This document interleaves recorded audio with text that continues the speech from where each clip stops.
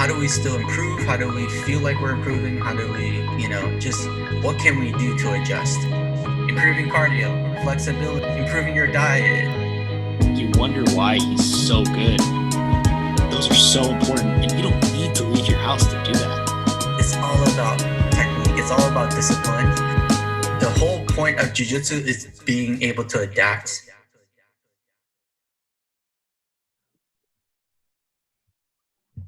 Edesel, what's up? Where you at? His mic isn't connected yet. Oh, shit.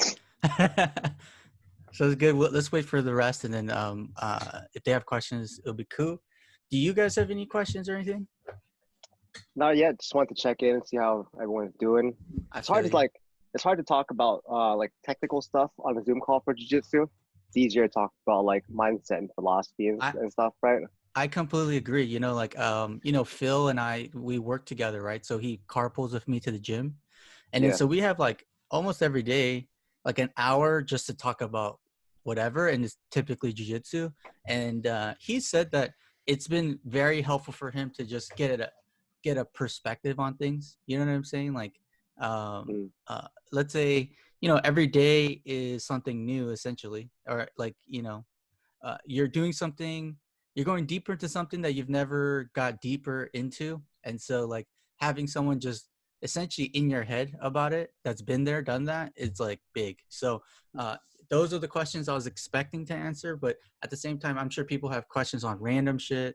Essentially it's like they want to ask either a higher belt or specifically one of us or me a specific question. I'll do my best to answer it. You know what I mean? Yeah. So yesterday, Olivia, she sent me a video, a Zoom video of so it was like Heroes Jiu-Jitsu with Gumby.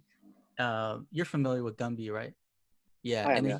He has a doctor as one of his students. He's a physician at Silicon Valley Hospital or something. That's like apparently the #1 hit hospital for coronavirus in California. And he came online and then he was just talking about all the shit about coronavirus, just basic level stuff. And then so it was pretty interesting. The main takeaway that I got was how to disinfect the gym. You know what I mean? So I thought that was pretty cool. Yeah. So I got some shit I need to look into and all that stuff. But yeah, man, current situation is like, it's looking rough because, it's May 31st officially, but then, hey, Carlos, what's up? Carlos, hello. Hey. I saw that, and so May 31st officially, and Governor Newsom released the 4 phases of reopening businesses, and phase 1 is where we're all at. Phase 2 is like schools and like non-essential manufacturing, stuff like that. And he said that's like weeks away. And then phase 3 is gyms, hair salons, essentially the rest, which he said was months away. And then phase 4 is public events, which he said possibly a year away or something like that. So we're officially in phase 3, but there was an article about what businesses qualify for phase 2, and martial arts is on that list. It's just like they categorize the martial arts as like softer martial arts, which is like very ambiguous. Yeah. And so what? It's the art suave, right? What was that? Gentle art. We're the gentle art too, right? Yeah, we're gentle art. So I'm just like, what the fuck does that mean? I imagine that they're talking about like Taibo and stuff, where or like Muay Thai, but non-sparring Muay Thai. Yeah, I agree. Martial arts. Yeah, like non-contact, like Tai Chi, Wing Chun. I don't know if those have contact at all, but I'm assuming they don't. Form martial arts, like there's hula dancing and stuff that's usually carried out in like martial arts gyms and stuff like that. So I figured that's that, but as time goes on, like I'm gonna have to pull a Tanner Rice, bro. You know what I'm saying? Like, especially if there are people that want to jump in and want to keep it going. So I don't know. But then you know what? Literally like a day ago or 2 days ago, Governor Newsom came back, and like there's evidence suggests that they're like wishy-washy on their own mandates, because I saw a document saying they're going to close down the beaches. Now they're saying they're not. They banned ammo for a little bit, and then they overturned that, and then now they're saying the second phase is like incoming in the next few days and not weeks. And so like, I'm sure the protest all over is like sort of scaring them a little bit or something. So they have some pressure, additional pressure to like reopen. So I really don't know the situation. I'm staying optimistic, and maybe like sometime in May we can be back. I don't know. I don't know. Like the physician in the Heroes meeting said Jitsu won't be available for like another 4 months. And I'm like, I get where he's coming from, but depending on the assumptions that he's basing that timeline off of, assuming some of those can change, like you just never know. He also said 6 months away is like the first version of the vaccine, and I'm just like, I've never heard 6 months. Like that's the soonest I've ever heard. But yeah, this guy's a physician at like one of the hardest hit hospitals, so I don't know if he has some insight, but yeah, everything I've heard was 12 at the soonest. That's including them rushing everything, all that stuff. So I don't know, there's a lot of question marks for me. So that's where I'm at with the gym. I feel like the phases are going to be determined by like both like political and social pressure versus like 100%. medical knowledge, right? Those are like two opposing things that are going on, and potentially they start opening up early to satisfy like political and economic pressure. But I don't know where like the medical stance is at right now. I do know like there were reports about how like maybe there's a lot more people with it than previously thought. So the rates might be lower. I don't know how that factors into the whole grand scheme of things. Well, I mean, as a physician affiliated with Stanford, so like I work at the VA, so our hospital system is a little bit different, but we've been flat for like 3 weeks, even though the spike was supposed to have been 2 weeks ago. Our current census is 6 patients, and we were ready to do up to like 50 ventilated patients. Wow. Yeah. I mean, it's totally different than New York. Like 5 and 4 weeks ago, they were sending out emails to all ICU docs, and the offer was, we'll fly you to New York. You can start work the next day. The governor will sign your license. If you're an ICU doc, we'll give you 60 ventilated patients. And the average for an ICU doc is 12 to 15.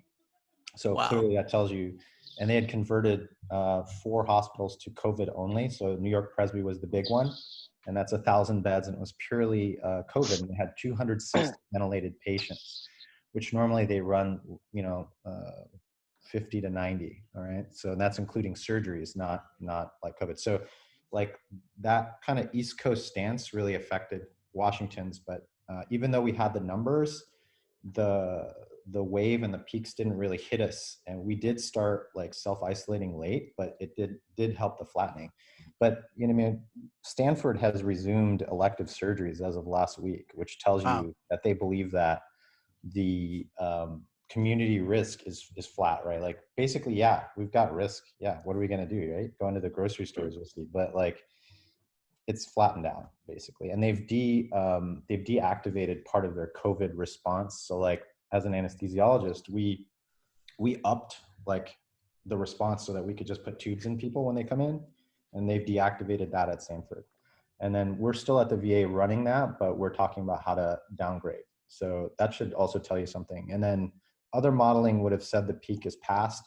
And so it does make sense medically to relax some of these things. We just know that, of course, there'll be a recrudescence rate, right? Obviously, there'll be a bimodal peak.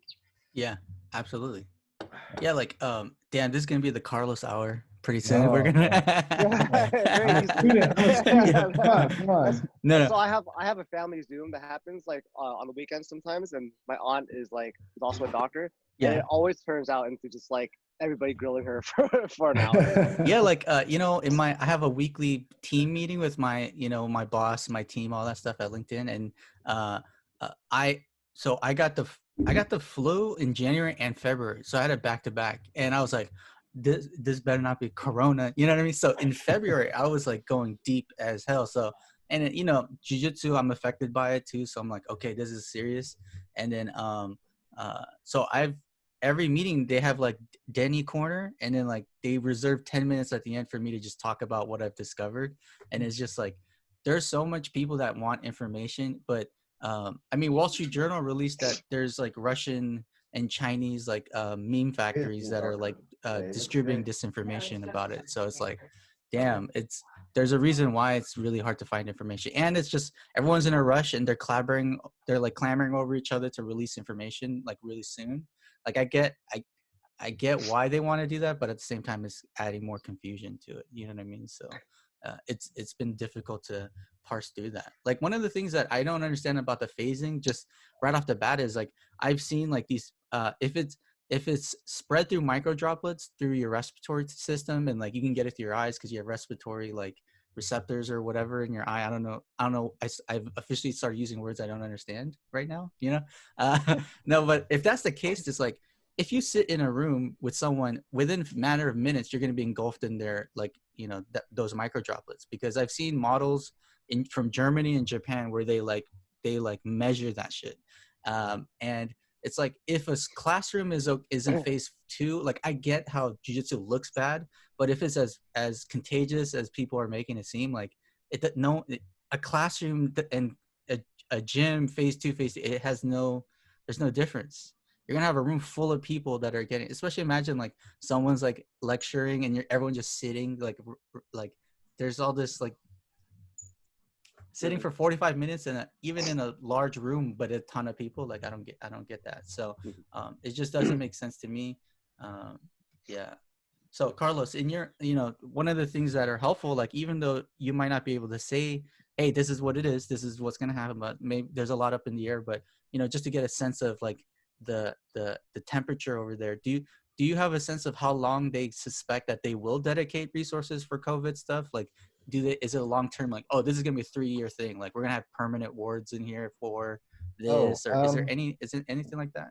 Well, you know, medically speaking, I mean, we've known the modeling since January. It's just that it's been fascinating to see the medical literature and then what's on popular media versus, you know, like you're saying, the like political and social like pressures to not say certain things. Like, you know how like since February we said 14 days, right?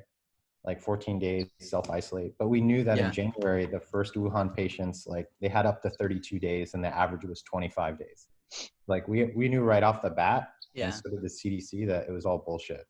And we knew that we should have isolated, but nobody had the guts to do it. So kind of similarly, it's on the back end, right? So like projection models at the best, if you stayed home, would be like 6 weeks. And if only like 5% of people went out, it would be like, you know, 3 to 6 months. So we're probably going to have this low level activity for the next 3 to 6 months, basically, right? Okay. The other weird thing about coronavirus is like, which you probably heard, is like, you know, reinfection with coronavirus, right? Like the first case was like a Japanese woman who basically was positive. Yes. What they do is they serially swab your nose. Yeah. And that's a terrible test. It's about 70% positive predictive. So like, you know, you could have false negatives 30% of the time, right? Yeah. So that's crazy. It's a terrible test. And then the people who do it are scared, so they're like barely doing it. And so, you know, that's why they've started introducing the antibody test. But, you know, the antibodies, different people can take up to 2 weeks to turn positive. So you could literally be dying of it and still be negative to the antibodies because your immune system isn't reacting. So kind of probably what the best doc systems right now would be doing, they would test your nose and your antibodies, and that would probably give you the best. But then again, it's all out the window if you go to the grocery store and somebody hands you a $1 bill, like you could get it. But yeah, for real. Yeah. So, like I think about that all the time, because in the context of you know, that's the tough part for me, because I would have to go through like, and I don't speak Chinese, read Chinese or anything like that, but I subscribe to like Chinese like news outlets and like all this other stuff, because you know there's state-run media, which is everything, and then there's like more privately like temporarily available media before they take it down. And so like I was deep in that stuff, and so to translate that from to the gym, and you know the first person that gets credit for closing is Keenan, right? But I give him that credit, but at the same time, he was like, we're gonna close this for 2 weeks. We'll see what happens at the end of the second week, and then like we'll decide if we want to open up. It's like I knew at that moment in time, and like he was getting so much credit, and at the same time, all the other gyms that are not closing were getting a lot of flack. I was getting DMs and stuff like from people I don't know, being like, "Hey, bro, like, did you see this? Like, blah blah blah. Like, you should check it out. You know, da da da." And I was like, "Here's the problem with that, like he's like slightly informed. He's not like all the way informed, because anyone who saw this or understand the context of something like this is like, this is not a 2-week and done thing. Like, what's going on? So if you close, the implications are not weeks, it's months. And so I said this to Edesel in the very beginning. I was like, bro, like, I'm not tripping on 2-week shutdown. I'm talking about if we shut down, we might not be open for another 4 or 5 months. And that's why I was like more vocal about like the gym getting hurt from this, because there are a lot of schools who are like 2 weeks, we can handle that. And then they walked in to doing these closures with the pants down. And then now they're just like, oh shit, like this is taking longer and longer and longer. This is why most people are protesting now. I think the expectation was really low. And then so now that we're exceeding those expectations, that low bar that's set, it's now freaking everyone out. So it's like that's the problem. It's just, again, like the information flow is like insane. And then the reinfection thing, like I was like, if this is one of those things where you can get infected, develop antibodies, and still get reinfected, or not have some weird issue where you have very extremely temporary antibodies or something like that, this is something that's going to be like game changing for everyone. Everyone's going to be weirded out by it. But luckily, as of the latest, it's looking pretty positive. Like, this is reinfection after being infected is not a unique thing about this. Yeah, it's more about test positive, like false negatives, false positives. Yeah. It makes sense because, you know, there is positives for people that were testing negative, and then later on got retested. Like in Korea, they tested people that went through all that process, and they were positive for coronavirus. But what it is like, it's highly degraded RNA that like they can't isolate the virus. So they're testing positive, but they're not in any risk of reinfection. The only thing that now there's a case of people getting sick again, but that's more of like a relapse rather than a reinfection. Possible. I don't know. Like, I know I've been sick before and I get sick again shortly after because I went physical exertion right away or something like that. I don't know, but yeah, that's what people have found. So like from a hospital perspective, if you come in and you have basically a fever, everybody's getting these tests, right? And then if your suspicion is high, we isolate you and we check you serially, usually at least 3 times. But once you're positive, we lock you in a negative pressure room, and then we test your nose every day. Mm-hmm. Now, the irony is in the ICU, if you're one of the poor, unfortunate 10 to 15% of people who end up on a life support, like if you test the nose, it turns negative, but if you go into the lung and wash the lung, it's super positive. So like this is like any other flu virus. The first thing it does is it reproduces here. And if it's going to actually make you sick, it'll reproduce in your lungs. Yeah. But this one's interesting because it goes in your nose, it goes in your urine, your stool, and it can, in the sickest cases, it can be in your lungs, and this can turn negative. So it's pretty crazy. That's crazy. Yeah, like I remember in the very beginning, I saw before there was this task force with Dr. Fauci and Pence at the head. Like Dr. Fauci was in front of Senate, like this just downloading everyone on like what it is, like what are the symptoms. It was like the reason why this is different from the flu is because in the flu you have upper respiratory, and if it gets bad, it develops into a lower respiratory, pneumonia, all this other stuff. But this one, like, it starts at lower respiratory and it stays there, and it gets worse and worse and worse. And then I was like, oh shit, this is crazy. I don't know, because I had the flu in Feb, and I was like, this is coronavirus. I don't think it was. I low-key think it was. I don't know, but I don't know. That's an interesting perspective because, like, gentlemen, I would say, you know, having rolled with some of you, like, you guys are the healthy folks. Like, whenever you decide to open the gym, if any of us have an active coronavirus and we roll with someone else, like, you're in the healthiest population, you know, yeah, thankfully. And it's unlikely, highly unlikely by any reason, physiologically, medically, or the fact that you would develop the fulminant course where you A, need to be hospitalized, or B, even worse, the ICU. So it's kind of like when I go like hiking right now, it's like people aren't wearing masks, but I'm like, are we self-selecting people who A, are healthy and probably don't have it, and B, if they were to get it, they're healthy enough that they should do well. So like, I can't tell you that medically, but it seems rational because like, it's like any other virus that we get. It's like some people really get hit hard and some people don't. But I'll tell you, the older I get, the harder it hits me. No, you bring up a good point. It's like, I think about it all the time because I think there's just like a consensus that like everyone, at least in the US, like every person in the US will have to have this or will get this. Like, this is like, it's like a no way around it. Like, everyone will be exposed. Everyone will get infected. Like, that's the consensus. And I'm just like, if that's the case, I understand the arguments, like, don't go out there and try to get it on purpose. Don't do that, because the longer you wait, first of all, everyone's always in a position where they're going to expose someone else. Like, it's just, that's how it works. Number two is like, the longer you wait, the chance of therapies being available that are more effective is like more likely. And like, there's just supplies and infrastructure being supported the longer you wait. So it's like, it's not something that you should actively try to pursue, like this infection. But at the same time, like, we're all going to get it. So it's like, me as a business owner, the gym owner, I'm just like, shit, like, I feel personally responsible if people got it. But at the same time, it's like, if the antibody studies are correct, if we did follow the mandates for the state and county, we are allowed to open, like, why won't we be open? You know what I'm saying? So I have like a more of a moral dilemma, but I'm just like, I have some precautions I'm gonna like institute to the gym, like temperature checks and like just heavy communications on, like, if you're feeling anything at all, like, don't even bother. Like rigorous like disinfecting like protocols. Like, I've just got clued in on UVC lights and how like exposure for an hour, for a certain light can like disinfect coronavirus, and possibly in seconds if it's super close like contact with the mat areas or whatever. So these are things I'm looking into, and I'm like, okay, if I'm covering all my bases, like, we should just, I can't wait, dude. I need to train. You know what I mean? Like, if we're all gonna get it anyways and we're not in the risk group, like, let's go train, bro. Like, I agree with that sentiment. So I don't know. That's where I'm at. That's what I'm thinking. Does anyone here? So I'm sure some people might pop in later or whatever, and I have a list of questions from online, but I want to prioritize people that are here live. So did anyone have a question coming into today that wanted an answer or start a discussion amongst us? Because we got a bunch of we got a good range of belts here, white all the way to black, right? We got so that's good. So does anyone want to talk about anything or came prepared with something?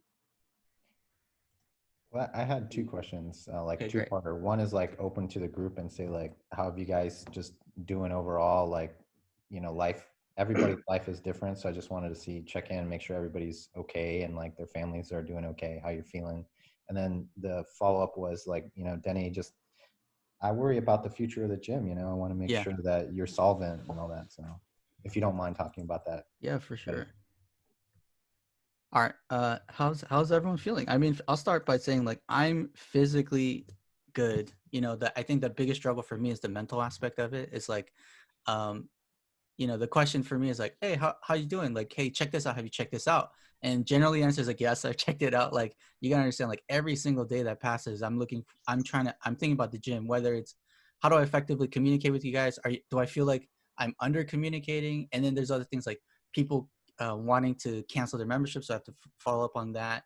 And then applying to loans, applying to grants, talking to other business owners, how they're approaching it, checking in with Milton and like how he's approaching certain things, and talking to other gym owners. So not a day goes by where I'm not working on something or thinking about it. And so, yeah, it's tough, but I just take it day by day. You know what I mean? Like, I really, really hoped that sometime in May, I was hoping at the beginning of May, like, we're reopened up. Let's get it popping.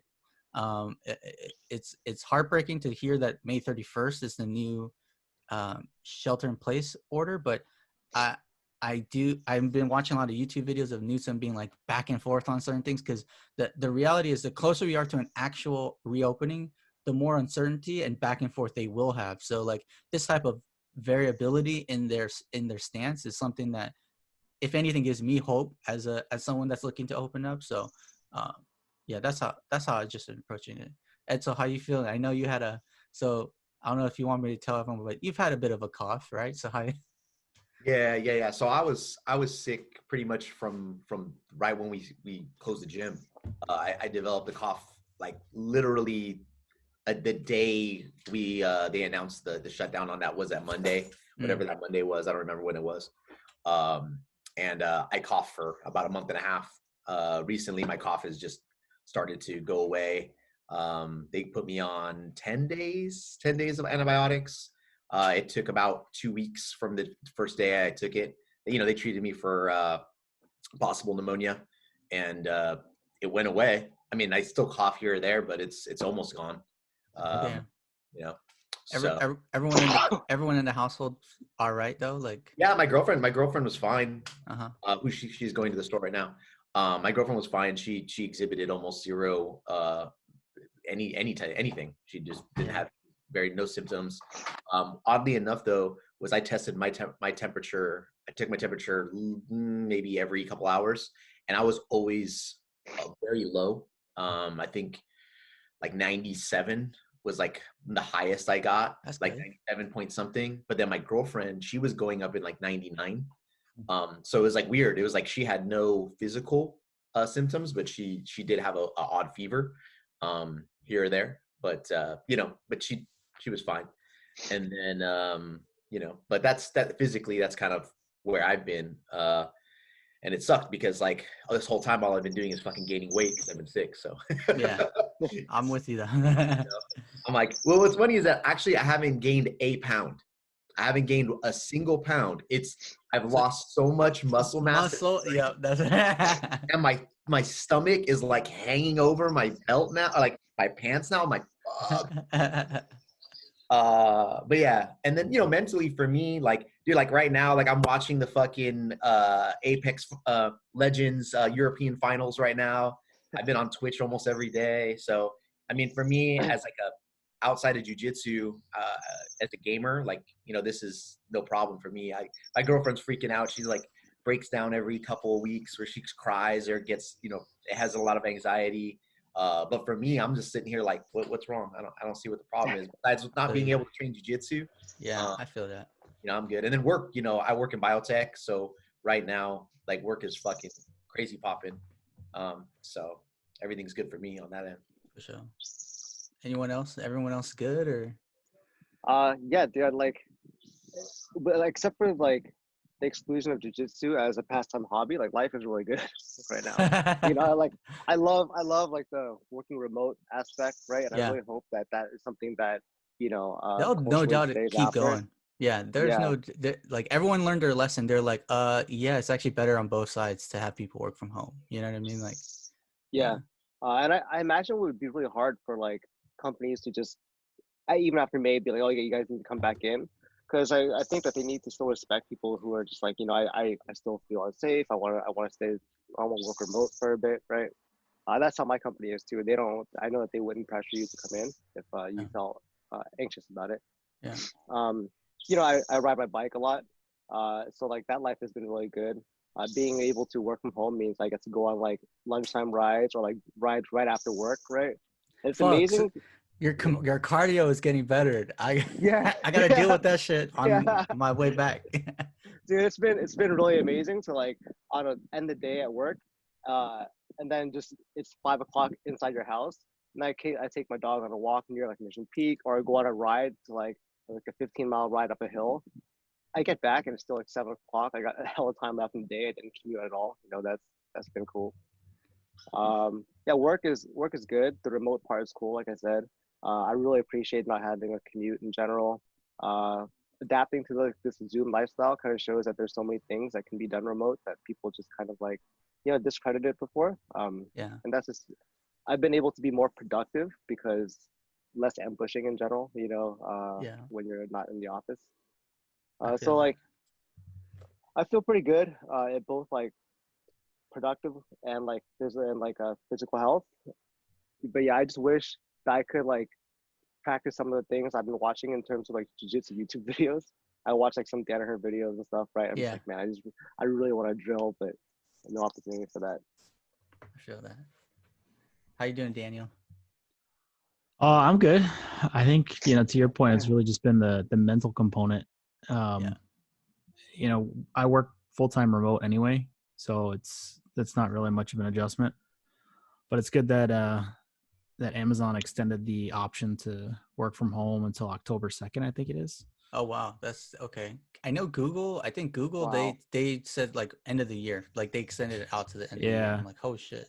I think right away, the first thing they did was set up a bunch of mechanisms to be able to comfortably support everybody being remote.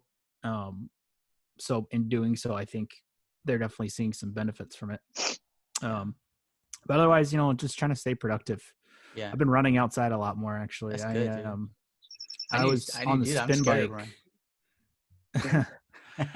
I was on the spin bike for the first month or so every day, and then it just started getting so nice outside so early, and there's like nothing like running in the morning heat. So I've just been doing that. For sure. Lit. Yeah. Sandbag workouts. Yeah, I see you. Carlos, just about staying productive. Yeah, I feel like I'm actually more busy nowadays because I just have access to the laptop, and there's just less people having meetings that are unnecessary and stuff. So it's just like I'm just chugging along. But Carlos, are you still going to the hospital and stuff like that? For sure, right? Yeah. I work in the ICU, and then I take, like, on Friday I was called for, folks with COVID, and I've gone in and put in breathing tubes, and I write policies, and I order the equipment, and I teach people how to use it and all that stuff. Wow. So how's life for you? Like, do you so here's the thing, the medical professionals, I relate in one component, which is, when it came to starting the gym back up, or like having people do privates, I was actually all for privates. I'm like, if anything, I could do privates, right? And then my fiance was like, no, if you do privates, we're not hanging out, because she lives with her elderly parents, right? So I'm just like, oh shit. And then I just had this, I was like, damn, that sucks. And then I got to figure this out.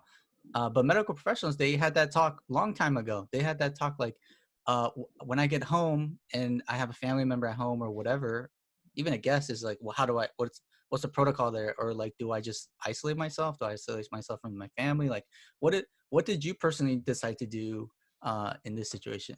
Yeah, so I have two extenuating factors. So like, I helped move my parents here, who are like 83 and 81, and they're like 4 blocks away. And I had to kind of fight with them to like let me do their shopping and stuff, because they would be like, hey, I went to the store and nobody's wearing a mask and they're handing me money. And I'm like, well, that's probably not the best thing. My dad's got cancers and all this stuff. So oh man, he's super high risk. And I actually had to take him to the hospital in March, but it wasn't COVID related, but he did fine.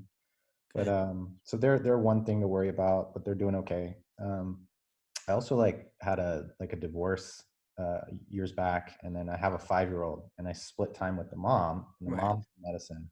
So that's a big deal. It's still conflict. So she was just like, hey, if I think you get sick, you're not going to see him for at least a month. And I'm like, hey, chill out. I don't want to get anybody sick, and nobody should get anybody sick. So there's all these little factors at home, but I just do what I read as the literature. So I keep my work clothes at work. If I ever really get contaminated there, then I just shower there. I have a new pair of clothes. As soon as I hit the door, I undress and I shower. My kid wants to come hug me, and I'm like, I have to go shower. So now he knows. Yeah. But yeah, I mean, it's just I'm more worried about people. I remember when this first started, I was like, hey, I'm not coming to any gym because I have a higher risk of getting you guys sick. Yeah. But I quickly realized everybody's kind of going through the same thing. Yeah. But yeah, no, I mean, that stuff, once you get over the initial, nobody wants to go in the room, and then you go in the room and you take care of somebody, and then they do better, you're like, okay, that was worth it, and I'm not sick, and then it's not so scary. But I feel for everybody, because it's you don't know, should I wear a mask to the grocery store? Do I need gloves at the gas station? I feel worse for you folks, because I have the best equipment at work. So I'm doing it. That's crazy. Yeah. My dad had cancer before too, and he's very compromised. And so, but he lives in LA, and so we had we just made a decision.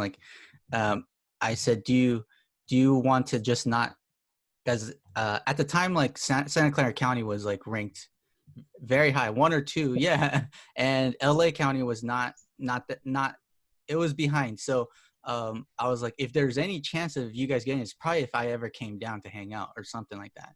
Imagine being asymptomatic and just bringing that would be the worst thing. So we both agreed just not to see each other. And so not being able to see each other entails when everything blows over, when a vaccine is available. So that's at that point I was like, this could mean 2 years, something like that. And then so we just agreed to that. But it's a hell of a decision to make. And yeah, I'm hoping some people have like a really slick answer, like, oh, this is what we did. It works out great. It's like there's none of that shit. None of that exists right now. So yeah. Did anyone have any other questions before I get to the list? No, I was just gonna say, I haven't seen either of my daughters since it started. So For real? How old are your daughters again? 17. They're both 17. Both 17. Damn. Both, yeah. They twins? No, dude, hood twins, bro. Oh, okay. I got you. Hood twins. But yeah, no, yeah. So like one of my daughters, she's heading to go to Oregon for college. She chose Oregon, right? She? Yeah. She's still waiting. She's still waiting. What's up? Before the shutdown, she was still not sure if she was going to go there, right? Yeah, she had to choose by the 1st of May. So she chose Oregon, but she's still on the wait list for San Diego State. She would rather still go to San Diego State because she doesn't really want to move to Oregon. But Oregon offers her the cheerleading that she wants to do, and it's a giant school. You know what I mean? It's a big school versus giant sports school. That's crazy. That's dope. Yeah. So she's on the second round for the cheer squad now. So she's happy with that. Yeah, that's dope. Congratulations. Yeah, that's awesome. Congrats, dude. Yeah, thanks. Yeah, and so it's like for me, it's like my kids are almost adults. You know what I mean? And like my younger daughter, she's been like, oh, when can I see you? When can I see you? And I'm just like, baby, like just chill. You know what I mean? But and then my older daughter is just like, I was like, I just hope I get to see you once before you go to college, Yeah. So, yeah. Damn. Tough. Yeah. So, but having like a young child, that would be, you almost have to, you're required, because like a little kid's not going to understand the distancing and the time away. Like that's not cool, Yeah. But that's all. I was just saying that. For sure. Yeah, but hey, I thought Chris was supposed to be on here. I thought Chris was the one asking all the questions. I know Chris was asking all the questions, but he couldn't make it, I guess. Oh, that sucks. Because then that goes into the questions that he had. So we can transition to the question on the list, and we can work through. I don't expect to go through all of this. We have 20 minutes left on this call, so I'll just get through what I can, and if we can't, we just set up another one. We just keep it going. That'll be fun. And just so you guys know, like this is being recorded, so I can like post it so you guys can rewatch it later. But so here's the question. All right. So this is from Chris, and particularly Chris's son, and Chris's son is 6. Is that right? I believe so. But we will respect this question and answer it how we feel. So he says, my son asked, what if someone bites, digs his fingers in your ears, or hits you in the jewels in a school fight? All right. So this is a very important question. And I thought about this question quite a bit, and I have a very clear perspective and opinion on certain pieces of the major assumptions that causes someone to ask this question. You know what I mean? So essentially say, how do you deal with bites, groin shots, eye gouges, fish hooks? Like, tell me about it. Like what, like I'm going to sort of rephrase the questions like, is this relevant? Is this something worth knowing about, defending against, attacking with? Is this something that is a danger? Is it how dangerous is it? Blah, blah, blah. In my opinion, I think all that shit does not matter. I think none of it matters. I think if you can't practice it, it doesn't matter, because like if someone's going for your groin, that means what are they practicing kicking people in the groin? Like that's like really, that's like, first of all, pretty uncommon. Second of all, is like I've been in altercations where, first of all, adrenaline is crazy in adrenaline, and I've physically seen people get hit in the nuts and nothing, like unfazed. You know what I mean? Like I've seen people get hit in the nuts in a surprise attack, and it hurts a lot. But even then, they catch a knee and they go back up, maybe. You know what I mean? Because there's that little window where the pain actually comes to your head and be like, oh shit, right? So I've and a little bit of background is like, I've been in a lot of street fights, and and I'm not talking like I'm cool, like we had chains in our hand and knives in our hand. None of that shit. It was just like, I got jumped this time, and then the next weekend I jumped them back, or like whatever. Like we have a barbecue and people are a little too drunk, and then you get in a little tussle, or you go in a bar and you're talking to the wrong girl, and da da da. Like there's so many situations I've been in, and eye gouges are actually quite easy to defend against, and as a result, pretty ineffective. Groin shots are quite ineffective when there's adrenaline as a component of this altercation. So there's a lot of different things. Like one of the things I wanted to show, and I actually talked about it in our group chat, but I'm pulling this up right now. Did you guys hear that at all from my screen? No? Okay, here, where's the screen share? Oh, here it is. Okay. So I'm gonna share my screen. Okay, share. All right. Do you guys see this? Keith Hackney versus Joe Sun. Yeah. Right. All right. So UFC 4. This is the first time I've actually seen. So one of the statements I said to Chris is like, first of all, when have you seen someone use these types of tactics in a fight? I argue that you probably have only seen them in a movie, and even fully grown adults probably have only seen them in a movie or like TV shows where like, this is how you do self-defense. The reality is, this is the only example where I've seen groin shots used. All right. So I'm gonna turn this down. And so Keith Hackney is the one in the guillotine position on top in the black. Joe Sun is the one holding onto the guillotine. And you see right here where you discover he's not hitting the lower abdomen. He's hitting the nuts and the shaft. Okay. He's going all in and he's completely focused on that area. Hackney is doing a good job of using his outside elbow to open up Joe Sun's left knee. And then so he has full access to that, right? Eventually what ends up happening, how do I get it? So what ends up happening is Joe Sun lets go of the guillotine, but he's not tapping out, right? So, so the reality is that even in that situation, you can see how fairly ineffective it is. Second part is the only reason he was exposed to the nut shots is because he held onto Keith's neck with that failed guillotine, right? One of the things we learned before we ever leave blue belt is when to let go of certain things because we're going to end up in a worse situation, right? So think about all the circumstances that came down to the point where the first and possibly only time I've seen someone like using groin strikes as an actual tactic, and all it was to soften him up so he can release the guillotine position, right? But you know, jiu-jitsu can teach you that unless you're training for something, it's really hard to get something really effective. You know, I remember walking into, I went to school. I lived in Davis for a little bit, and I went to like a technical school there for a short amount of time.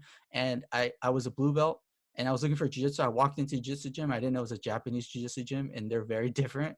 Like when I walked up, there was a guy showing how to take a spear from a dude on a horse. You know what I mean? There was no horse.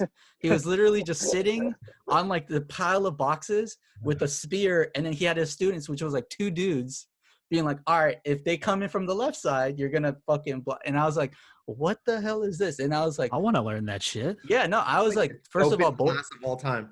But to me, when someone asks me about groin strikes, I think about the same thing. It's like, when are you going to like block a spear from a horse coming at you? You know what I'm saying? Like, dude, it's not even about statistically when. It's also about like, no, man. Like, if you're in Mongolia, I can see it. If you're in Mongolia, I can see it. Adjust the technique from modern day. You gotta like teach them how to pull a gun from a hand during a drive-by. Yeah, it's gonna be like how to dismount a guy from his motorcycle or something, yeah. Which is even crazier. But they would practice like these. They would do kata on like groin strikes and like wrist locks and stuff, right? And then I was like, why? Can we spar? Is there sparring? And he's like, oh no, we can't spar. This is too dangerous. Like if we sparred this, then I would have no more students. And I was like, okay, like I get that sentiment, but realize that if you can't spar live in a real situation, no one will have the intuition, the muscle memory to even try to execute, and let alone be effective.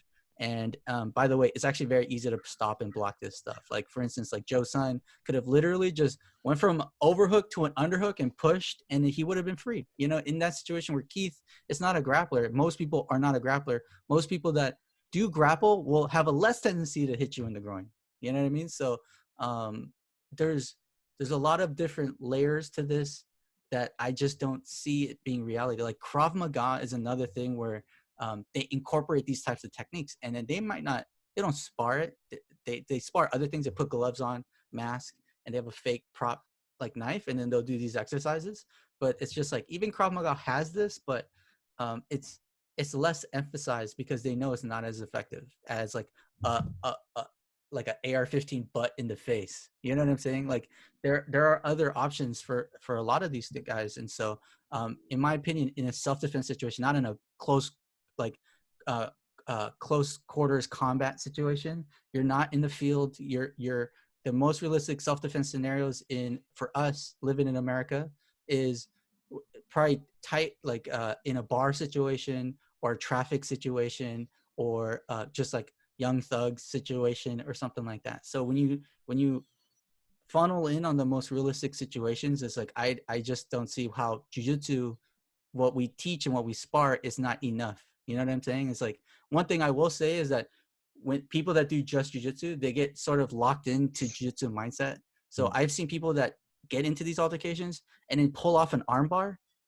It's like, bro, don't do that. Don't do an armbar. Like, do you want to get sued? Like, that is like the perfect example of, like, first of all, pretty ineffective, because I've seen people with broken arms like still attacking someone, you know, someone with a dislocated shoulder, someone with like a mangled leg. Like, yeah, they're still grabbing and holding and trying to keep people down. So I personally believe that these are not that effective, quite easy to defend, to make it even less effective. And jiu-jitsu can help you in that, because it's about awareness and like going through those paths and understanding like where you're susceptible to being exposed. But at the same time, like, the other side of it is when you're in a self-defense situation, and like, mount is great, knee on belly is great, like getting past those legs to get closer to like a head and arm position is great. But do not, if you're mounting on someone and you're on the street and they're like, you don't know, he might have homies right now running down the street to come after you. What are you gonna do? You're gonna go for an arm bar where your back is on the floor now? Like, that's just, there's a limit here, right? But I'm more of a proponent of like, we train jiu-jitsu and you focus on jiu-jitsu. Just doing sport jiu-jitsu will translate to self-defense no matter what, because it's not about necessarily technique at a certain point. It's about timing and awareness, and then like reaction time. But you know, little mistakes, like I've actually learned that mistake when I was a white belt going on blue belt, and even in blue belt, I've been in certain fights where I did go for arm bars and stuff like that. But I realized a kimura is a much better option, because at least you're on top. Or forget a kimura, you want rear naked choke, put them to sleep, nullify the situation, just walk away. And there's no damage, there's no long-term damage, there's none of that. So like there are options here, but in my opinion, like these types of like deadly, quote unquote, like too dangerous techniques, if you can't spar them live, they're not that as effective as people make them out to be. Does anyone want to get hit in the nuts right now? No, but like I just don't think that you got a guy that's like constantly looking to hit you in the nuts. It's going to be a little bit telegraphed, and you're going to be able to understand the situation. But the response to that is, you need to be a trained individual to be able to handle those situations. And that's what jiu-jitsu does. That's like, there is no other martial art that prepares you better, in my opinion, than jiu-jitsu for that. Right. Ed, so I see you, do you have like an opinion on that, or? Dude, I mean, oddly enough, I have a situation where I was hit in the nuts. Okay. And it actually doesn't, I mean, it doesn't really affect you. You know, if it comes on surprise, just like a sucker punch or something like that, for sure. I mean, Right. You know, if you're not prepared, but, you know, a guy hit me in the nuts, and I just double leg slammed him on the ground, and he just laid there. So it doesn't, it's not as effective, for sure. And I think a lot of people rely on, I don't know, let's just say, like, at this point, like the mythology of watching movies and seeing things that they understand that, you know, like your eyes could be a very sensitive part. But we all know, like, if we wanted to, we could grapple with our eyes closed. And I mean, somebody can gouge into our closed eyeballs, but hopefully at that point, I'm not already, destroying, taking apart their shoulder or choking them unconscious. I like Boz Rutan's story on I forgot what podcast it was. It might have been Joe Rogan's podcast, but he talks about how he had some visitor come to his gym and how these I don't know if they were men or women, were talking about how they would just gouge their eyeballs out if somebody tried to rear naked choke them. They would just reach back and get their eyeballs out. And he was like, yeah, sure, go ahead. He goes, okay. He goes, the moment you reach back, he goes, and you try to you touch my eyes and I'll just break your neck. And she goes, what are you talking about? He goes, if you touch my eyes, I will break your neck. That's it. Like, go ahead. He goes, if you're going to try to blind me, then I'll just kill you, and granted, I mean, like, it doesn't have to be that serious. It can literally just be like, yeah, you're going to scratch me. You might scratch my cornea. You might, grab my balls and squeeze the shit out of them, but you're now unconscious and now I can do whatever I want to you, So I think, like, there's just a mythology behind these special, like, dirty techniques, Yeah, absolutely. I think that example is actually something I used in practice before, because typically, like, I mentioned in other podcasts, but like when I was living in Davis, like I would have these like prize fights. Like I would go talk shit at school, like a lot. And there's a lot of like Modesto homies, Vallejo, Stockton guys going to the same school as I did. Talk. And it's like, I do jiu-jitsu, and what is that? Karate? Is like, that's fine. Blah, blah, blah. And then at the weekend, like barbecue, like we would put money in a hat and be like, okay, let's have essentially like a tournament. They didn't call it that, but it was just like, I've been wanting to fight you. I'll put money down. Like, let's do it. And, one of those situations where you're just talking. I was young, you know what I mean? And then they were like, you put me in that freaking choke, I'm going to reach back and I'm going to claw your face, or I'm going to reach down and then attack your groin. And I was like, without a hitch, I was like, okay, let me just put you in that situation and you do it to me. And then they're like, all right. The second you start tightening their hands, this is a crazy feeling of not protecting your neck, because if you're here, like, okay, ready, they won't even try. They realize that they made a mistake, like mentally. They didn't really understand what it really meant to let go of protection to attack you, but in a result, you're actually being more exposed, being more susceptible, putting down. This goes for, all right, now you go reach down for my groin. Go ahead. I'm giving you full access. And then it just goes from here to here, and it's a wrap. And so it's just not realistic, and it's a misnomer. And one of the things that really taught me that was experience. And it's tough, like, to encourage people to go fight people. You know what I mean? Don't do it. So B, it's on the mat, like training and getting experience, because everyone has, I think, definitely Carlos, Eric, and Edesel has that experience of coming in, feeling good about like learning and then progressing. And then a brand new guy comes off the street and you got to spar with that guy. And there's nothing more unpredictable on the mat than a person that's never done jiu-jitsu. There's nothing more unpredictable than that. Actually, the higher rank they are, almost like the more predictable they become. And me as a black belt, I take advantage of that. But anyone with like 6, 7, 8 months of experience, they train with the first guy that's like off the street. This is where you really learn, like, what's effective, what's not. And when I was a white belt, blue belt, purple belt, I would be so happy when a guy off the street came into the gym, because it meant like, this is the closest thing I'm going to get to a street fight. You know what I'm saying? Like I'm talking about the roughness, the explosiveness, the hyperventilation, all those things that will happen during the course of an actual altercation. And so you can definitely learn these lessons on the mat. And then you can actually it's interesting, because while they're operating off of this like theory, you're operating off like hypothesis, you're operating off theory. You know what I mean? So it's like, it's a different set of mindsets. So this is why I love jiu-jitsu and why I was attracted to it in the beginning, because it was purely for self-defense reasons. You know what I mean?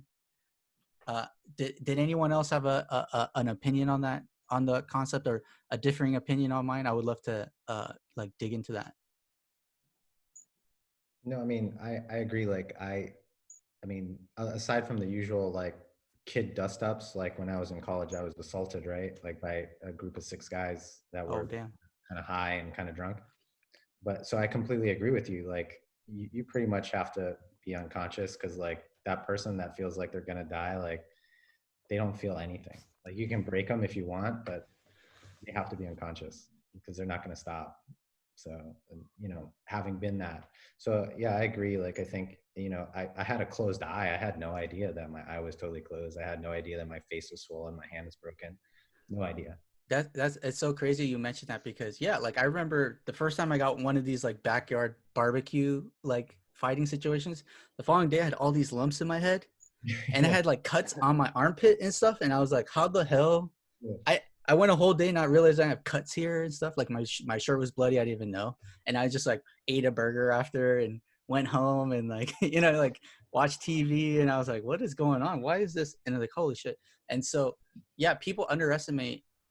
You know, it's interesting. Like, it's generally these like old martial arts people that have like old like videos from the 90s or something, and they're asking like their homie to help them out. It's like, uh, it's tough because these guys are trying to teach people, and you know, most people that have not trained jiu-jitsu like believe it, and it's just it's like if anyone been in these altercations, there's a lot of room for error, and but if you starting out with the wrong strategy or mindset, you made your chances a lot lower. So that's the issue with that. So yeah, anyone want to add on to that? No, we good? I'll add one thing real quick. Just to you know go full circle as well as you know, you also see for those of us who have been training jiu-jitsu for a long time, or who think that jiu-jitsu is a complete system. You know, we all know that if you've been training jiu-jitsu a long time, it's not a complete system. Yeah. Right. We sit there and we do techniques that keep us completely open for strikes, stuff like that. And so I think it's good for people that are new to understand that, you know, if you can safely train. I know I've done it before in classes where I say, all right, guys, we're going to do, you know, kind of like EBI combat rules where everybody slaps each other 20%. Just tap them on the head. You don't need to hit them hard, you know, but just show them, look, you're open. You're open. You know, you're going for a knee bar, and now, you know, you're touching the top of their head going, man, I don't know, maybe that knee bar, you didn't sink it in fast enough, you know? And so understanding how there's limitations to jiu-jitsu as well, and just making sure that people are aware of that, I think is important. Yeah, and I would be worried of any martial art that couldn't like say that. Like if a martial art like this is the most complete system, it's like, okay, but you gotta realize whoever put this together came from a person or a small group of people, and like it's all built in with like mentality. So it's tough. With jiu-jitsu is its closest cousin is MMA, and which is one of the most comprehensive, realistic ways to fight and approach a fight. And so if jiu-jitsu is UFC was birthed out of the Gracie Academy from Torrance. So like jiu-jitsu has that relationship with Ultimate Fighting, with NHB fighting back in the day, Lucha Libre, and now MMA. It's like it has deep roots. So yeah, for the street, you know, MMA might be tough. Like head kicks in a street fight. Like I don't know about y'all, but like if you're in Canada and like you do a head kick, you're about to slip and hit your head on the concrete, bro. Like they got ice on them shits. You know what I'm saying? Like I remember, and then also even stuff like just wrestling. I wrestled in high school. I double leg someone, picked them up and dropped them, and then my knee got busted on a root of a tree. And I talk about it all the time. I'm like, there was a tree in the backyard and my knee landed on one of the roots and I was out. Like I finished the fight, you know what I mean? But it was just like I couldn't walk for like a few days, like a few weeks. Like it was rough, you know what I'm saying? So just those little things can throw you off. But yeah, I agree, there are open jiu-jitsu, but there are ways that we can, you know, make it more realistic depending on who needs it. Like I know Gracie Academy does combat jiu-jitsu where you can't get to blue belt unless you put gloves on and like spar it out. Like they don't do hard sparring, but they do like situational, like, oh, you're exposed here, blah blah. So you know, I think jiu-jitsu really does stand up to be one of the best self-defense martial arts. But when you're talking about weapons and stuff, now you're talking a whole different, you know, like Krav Maga and all this other stuff. So yeah, but that's, you know, it's end of our time here. You know, I should call this thing happy hour, but then I saw Heroes Martial Arts called their hourly stuff happy hour. So I was like, all right, I gotta just keep it a Q&A, fuck it. But that was great. Like we got a question off the list, and hopefully like we can keep this going, and then more people can join in, and we can have more lively discussions. I think at the end of the day, Chris had a good idea. It's like, but he had the questions like, how come you don't have like online classes? And trust me, I wanted to, and I was like gearing up for it. But I personally know like a handful of other gym owners, particularly one of the biggest ones I know is Carlson Gracie in South Bay in LA area, LA County. And he gave me some insight. He was like, for kids classes, it's awesome. Like, you know, you make kids do drills, shrimping, forward roll, backward roll, like it's what they're used to, and you could totally get away with that. But for adults, like when they don't have partners and you don't have a partner, and like someone's like, hey, cool wrist lock technique, but like, what if they do this? And then you can't even show it or even do it. It's what ends up happening is, he said the participation rate like super declined because people are just sitting there being like, I can't. It's more of a tease than anything. You know what I mean? And adults are not going to be forced to be like, you make me shrimp for 45 minutes. Like what? I don't get that. Like I came here for jiu-jitsu, and so I get that. So this one actually helps you progress, help you think about things, help you frame certain things. And I think a discussion on this, like even questions on self-defense, this is good. This is applying what we've learned and used it in a different way. And I think that's really, really important. So I want to keep this going. I don't know when the next one is, but hopefully soon. And, you know, just increase participation and have more questions here to go over. That'll be really fun. Hopefully it helped you guys out. It's fun to do. And I've been recording this so we can post this up, and hopefully other people can benefit from it too. So yeah, it was dope. Thanks everyone for showing up. Yeah, brother. Cool, man. Thanks for having us again today. Yeah, awesome. We'll when I have an idea for the next one, I'll post up and we can get in on it. You hear me? All right. Thanks, guys. Sounds good. What was that? What was that, Edesel? Take shots on mic. Oh, no. Evening happy hour shots. Yeah, I like it. For sure. We could do that at breakfast, and I'd be fine. Yeah. Your culinary roots are definitely showing now. Right on. All right. See you guys. Thank you, guys. Thank you. See you guys. Hey guys, hope you enjoyed this episode. If you have any subject requests or just want to chat, feel free to reach out to Denney or I via DM through the Instagram handle @FromTheDojo Podcast, or via email at daniel@FromTheDojo.com, or Denney, that's DENNEY, @FromTheDojo.com. Looking forward to hearing from you.